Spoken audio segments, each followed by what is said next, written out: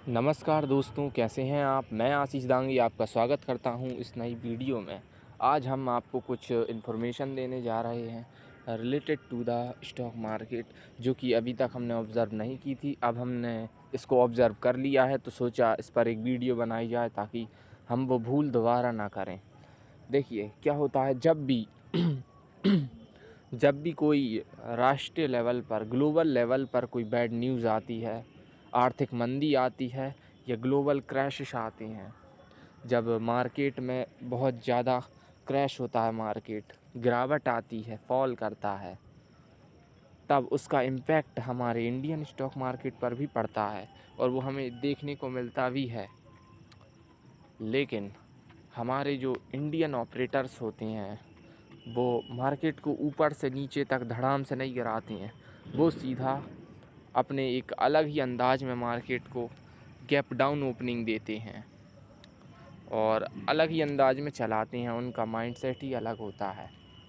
ठीक है, तो उस हिसाब से तो हमें प्रिपेयर रहना ही पड़ेगा और साथ में हमें ये जानना बहुत ज़रूरी है कि जब ग्लोबल मार्केट में ऐसे क्राइसिस आए, बड़े बड़े गिरावट आए, बड़ी गिरावट आए या कोई बैड न्यूज़, दो कंट्रीज़ के बीच में वॉर चल रही हो, उसके कारण गिरावट आए, कोई भी कारण हो, अब आपको उससे निपटने के लिए कुछ इस प्रकार की कंडीशन में समझाता हूँ। जैसा कि आपको पता है, मिड टाइम में हमने कई अच्छी स्ट्रेटजीज़, बेहतरीन स्ट्रेटजीज़ बनाई हैं जो कि काम भी करती हैं और एक्सपेरिमेंटली ट्रस्टेबल हैं, हमारी पर्सनली भरोसेमंद स्ट्रेटजीज़ हैं वो। और उन स्ट्रेटजीज़ पर हम कई बार एक्सपेरिमेंट कर चुके हैं जो कि सच में वर्क करती हैं। वो स्ट्रेटजीज़ भी प्रॉपरली वर्क नहीं करती हैं। कब? जब ग्लोबल मार्केट में क्राइसिस होती हैं, ग्लोबल मार्केट जब फॉल करता है, जब ग्लोबल मार्केट में बड़ी गिरावट जब आती है, कोई बड़ी बुरी न्यूज़ आती है ग्लोबल लेवल पर, तब जो हमारी मिड टाइम की अच्छी, जो सबसे ज़्यादा भरोसेमंद स्ट्रेटजीज़ हैं, जो हर बार काम करती हैं सटीक तरीके से, वो स्ट्रेटजीज़ भी अच्छे तरीके से काम नहीं करती हैं। काम तो करती हैं लेकिन अच्छे तरीके से काम नहीं करती हैं। जैसा कि हमें पता है, हम मिड टाइम के अंदर जो हमारी अच्छी भरोसेमंद स्ट्रेटजीज़ हैं उन्हें भी हम यूज़ करते हैं 10:30 बजे से लेकर 12:30 बजे के बीच में, वो भी सिंगल मूवमेंट के लिए। तो वो मूवमेंट तो आपको मिल जाएगा, लेकिन उस तरह से आपको वो मूवमेंट नहीं मिलेगा जितनी कि आप एक्सपेक्ट करते हो। आपको हो सकता है मार्केट साइडवेज देखने को मिले उस दिन। किस दिन? ये रियल एग्ज़ाम्पल है, मैं आपको दिखाता हूँ। ये है 15 अप्रैल का 2024, 15 अप्रैल 2024 का ये एग्जांपल है, जब मार्केट डेप्थ लेस बियरिश, वाई डाटा बियरिश और एस&आर बुलिश था। ट्रेंड लाइन सपोर्ट के पास थी। प्रिडिक्शन के अकॉर्डिंग तो ये जो मिड टाइम की कंडीशन थी, इसके डाटा जो कह रहे थे कि आज मार्केट खुला तो नीचे है, गैप डाउन खुला था, जो कि अब इसको इधर से ऊपर जाना चाहिए। ठीक है, तो हमारे अपर मूवमेंट के चांसेस ज़्यादा थे। देख लीजिए, कुछ इस प्रकार से थे डाटा। ओआई डाटा का कम अंतर था। इसके आकलन पे हमने बताया कि ये जो ओआई डाटा है, इसके अगेंस्ट मार्केट जाएगा, और वो गया भी, लेकिन कम ऊपर गया, आपको बहुत कम ऊपर गया, एकदम नाम मात्र का, फॉर्मेलिटी करके आ गया। ऊपर भी गया लेकिन फॉर्मेलिटी के लिए बस। और बाकी पूरे दिन मार्केट साइडवेज रहा, या बोल सकते हैं आप कि ऊपर जाने के चांसेस थे। हमारी जो मिड टाइम की स्ट्रेटजीज़ थी, मिड टाइम की जो स्ट्रेटजी थी, उसी के अकॉर्डिंग कंडीशन बन रही थी कि आज मार्केट ऊपर जाएगा, इधर से इस लेवल से मार्केट ऊपर जाना चाहिए, ऐसे सिग्नल मिल रहे थे। लेकिन फिर भी मार्केट ऊपर नहीं गया। वो क्यों नहीं गया? क्योंकि ग्लोबल इम्पैक्ट के कारण, ग्लोबल मार्केट के इम्पैक्ट के कारण। अब जो कि साइडवेज मार्केट हम जानते हैं बहुत ख़तरनाक होता है। अब जो ये साइडवेज है ना, ये सबसे ख़तरनाक और सबसे बेकार मार्केट होता है। इसमें जैसा कि आप जानते हैं क्या होता है, मैं दिखाता हूँ। साइडवेज मार्केट में होता ये है कि जो हमारे ऑप्शंस होते हैं दोनों साइड के, अब चाहे वो कॉल हो चाहे पुट हो, दोनों तरफ के ऑप्शंस की प्राइसेस अपने आप ही घटने लगती हैं, डिक्रीज़ होने लगती हैं और गलने लगती हैं। ऑप्शन की प्राइसेस समय के साथ एक्सपायरी इंडेक्स में ऐसा हमें देखने को मिलता है अक्सर ही, और सच में होता भी है, हमेशा ऐसा होता है कि एक्सपायरी इंडेक्स में समय के साथ दोनों तरफ की जो ऑप्शंस है, चाहे वो कॉल हो चाहे पुट हो, जैसे जैसे समय बीतता है दोनों तरफ की जो ऑप्शंस हैं उनकी प्राइसेस गलने लगती है, घटने लगती है या डिक्रीज़ होती है, कम होने लगती है समय के साथ, जैसे जैसे समय बीतता है। अब ना मार्केट ऊपर जा रहा है ना नीचे जा रहा है, तो मतलब अभी वो साइडवेज़ की स्थिति में है। तो साइडवेज़ की स्थिति में केवल लॉस होना ही तय होता है।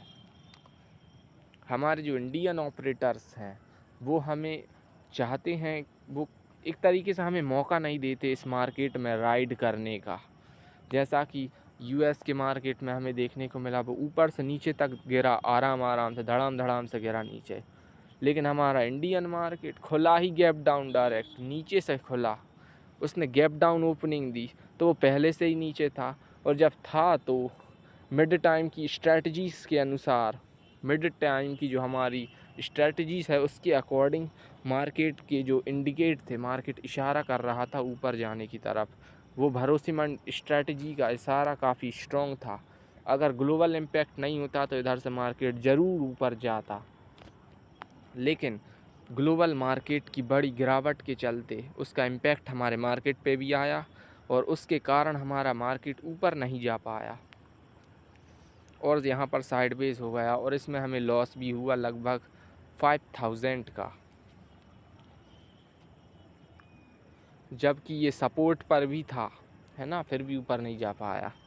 तो इसका मतलब यह निकलता है कि जब ग्लोबल मार्केट में बड़ी गिरावट आती है, कोई बड़ी बुरी न्यूज़ आती है या कोई बड़ी खबर आती है, बड़ी आर्थिक मंदी आती है, तो उसका इम्पैक्ट हमारे स्टॉक मार्केट, हमारे इंडियन स्टॉक मार्केट पर भी देखने को मिलता है। और जब मिड टाइम की, हमारी जो मिड टाइम की जितनी भी स्ट्रॉन्ग या आप कह लो भरोसेमंद और सबसे ज़्यादा ट्रस्टेबल और सबसे ज़्यादा मजबूत, सबसे ज़्यादा ट्रस्टेबल और सबसे ज़्यादा मजबूत स्ट्रैटेजी भी प्रॉपरली काम नहीं करती है, अच्छे से काम नहीं करती है इस समय पर। ठीक है, तो इस समय पर आपको करना ये चाहिए कि आपको अपने जो कैपिटल है उसका बहुत, पहली बात तो आप ट्रेडिंग ही ना करें, मैं सजेस्ट करूँगा। और अगर आप कर भी रहे हैं, आपको दिख रहा है मार्केट में कि मिड टाइम कंडीशन है, अगर रिस्की मार्केट कंडीशन हो तो बिल्कुल भी ना करें ट्रेडिंग। अगर मिड टाइम कंडीशन में कोई स्ट्रॉन्ग स्ट्रैटेजी आपको दिख रही है कि उससे मैच कर रही है ये कंडीशन, तब आप करें ट्रेडिंग। लेकिन कितनी से 5000 से लेकर 4000, बस 4 से 5000 तक के अमाउंट से ही आप ट्रेडिंग करें, और बहुत कम पॉइंट का आप टारगेट रखें, बहुत कम, बहुत छोटा टारगेट रखें आप। ठीक है, बहुत छोटे में ही निकल जाएं, एक आध कैंडल की स्कैल्पिंग करें और बस निकल जाएं। आपको छोटी स्कैल्पिंग ट्रेडिंग करनी है इस समय पर। आप देख सकते हैं 15 तारीख को जो मिड टाइम के अकॉर्डिंग डाटा अच्छे थे, मार्केट को ऊपर जाना चाहिए था लेकिन वो नहीं गया। क्यों? ग्लोबल इम्पैक्ट के कारण। अब जो इसमें हमें एक और स्थिति देखने को मिलती कि डाटा जो कि हमारे मिड टाइम कंडीशन की स्ट्रेटजी के अकॉर्डिंग डाटा अच्छी तरह से स्ट्रॉन्ग बुलिश इंडिकेट कर रहे थे, उसके बाद भी मार्केट ऊपर नहीं जा पाया। ग्लोबल मार्केट के इम्पैक्ट से वो प्रभावित इस कदर हुआ कि अच्छी तरह से मिड टाइम की जो स्ट्रेटजी है वो मैच कर रही थी, डाटा भी अच्छी तरीके से जो मिड टाइम की स्ट्रेटजी है उसके अकॉर्डिंग वो बुलिश इंडिकेट कर रहे थे, तब भी नहीं जा पाया। तो आप समझ सकते हैं कि इंडिकेट किस प्रकार पड़ता है, और मार्केट साइडवेज हो गया। मैं आपको हमेशा सजेस्ट करूंगा कि आप साइडवेज मार्केट से दूर रहिए। साइडवेज मार्केट लॉस ही देता है।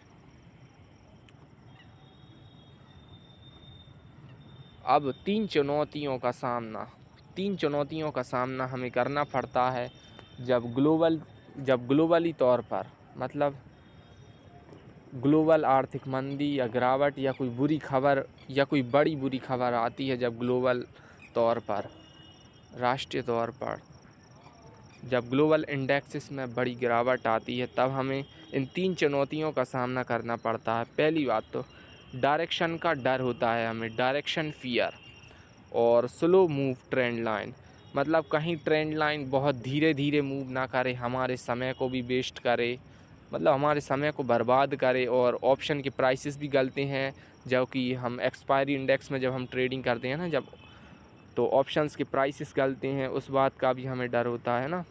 तो डायरेक्शन फियर में सबसे बड़ा डर ये होता है कि ट्रेंड लाइन का जो मूवमेंट है वो बहुत ज़्यादा स्लो ना हो। और एक बात और है, अगर स्लो मूव होता है ट्रेंड लाइन का तो ज़्यादातर चांसेस इंक्रीज़ हो जाते हैं साइडवेज मार्केट के। मतलब कि जब ट्रेंड लाइन बहुत धीरे धीरे चले जितना कि उसे चलना नहीं चाहिए था, आपको ऐसा देखने को मिले, तो समझ जाइए साइडवेज मार्केट के चांसेस इंक्रीज़ हो जाते हैं, उस टाइम पर इंक्रीज़ हो गए हैं, ऐसा मान लीजिए आप। ठीक है, तो डायरेक्शन का भी हमें फियर होता है कि ट्रेंड लाइन जो है वो स्लो मूव ना करे। और दूसरा डर होता है हमें साइडवेज फियर कि मार्केट कहीं साइडवेज ना हो जाए ग्लोबल मार्केट के इम्पैक्ट के चलते। कब? जब ग्लोबल मार्केट में बड़े क्रैशेस आ जाएं, बुरी तरीके से गिरावट आ जाए उसमें, या बहुत बड़ी गिरावट आ जाए, या कोई बड़ी बैड न्यूज़ आ जाए, उसके चलते। तीसरा, एक्सपायरी टाइम फियर।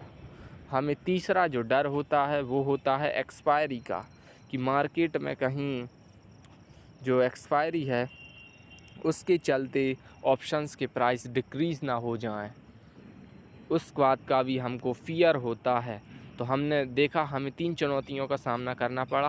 पहला डायरेक्शन का फ़ियर, दूसरा साइडवेज फ़ियर, तीसरा एक्सपायरी टाइम का फ़ियर, है ना। आई होप आपको मेरे द्वारा दी गई हुई जानकारी पसंद आई होगी। मेरी इस वीडियो को देखने के लिए धन्यवाद। ऐसे ही अपने एक्सपीरियंस को इंक्रीज़ करते रहें और नया इन्वेंशंस जो आप डेवलप करते रहें और अपनी ट्रेडिंग परफॉर्मेंस को और भी बेटर बना सकें। और आपको धैर्य के साथ ही ट्रेडिंग करना है। आई होप मेरी वीडियो आपको पसंद आई होगी। Thank you.